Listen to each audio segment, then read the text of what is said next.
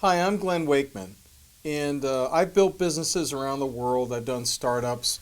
I've had my share of things going well, and occasionally a pie in the face, things not working out so well.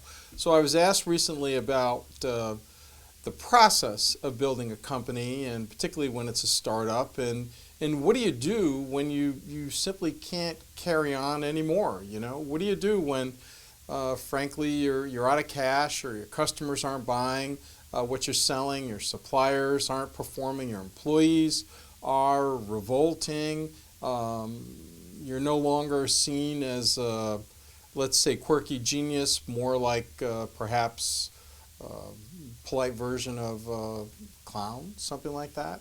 Well, listen, it happens to all of us, and I had given it some thought, and there are alternatives to simply putting up the white flag and giving up on your business. And I would strongly encourage you to not give up on your business because there is a better way. The better way I'd propose has got 3 steps, and it's called thoughtful perseverance. It requires you to use your biggest asset, which is your brain, and to be thoughtful about your circumstances and what you need to do to improve them. And so the 3 steps are focusing on benefits, not features. The second step is seeking disconfirming evidence. And then the third step is building a dispassionate support group. Step 1, your customers are interested in value, and they will exchange their hard-earned money for value. The benefits to them. You might be in love with your ideas, but your ideas, your features, if you will, may not be serving their interests. So make sure when you think about your business, you're putting benefits to your customers at the forefront and adjust as necessary.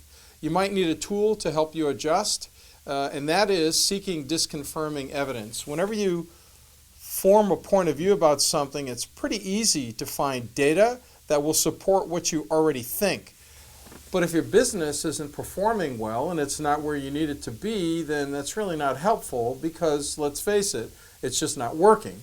A smarter way to go would be to take a look at the data around you and actually look for things that are inconsistent with what you expect, and then discover why.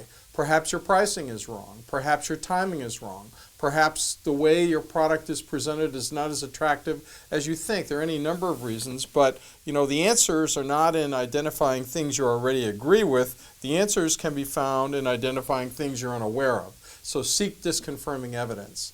The third step is a very important step, and it's a requirement that you should put in place sooner rather than later, and that's to find a dispassionate support group.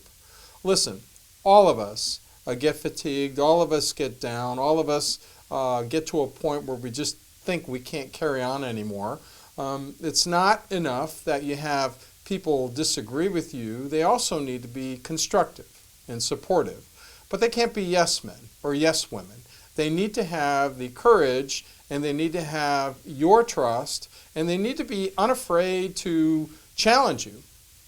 The process of being challenged is what will result in epiphanies, things you need to understand perhaps at a deeper level than you did before. And the best way to get there is by being surrounded by people that care about you, but also have the courage to challenge you.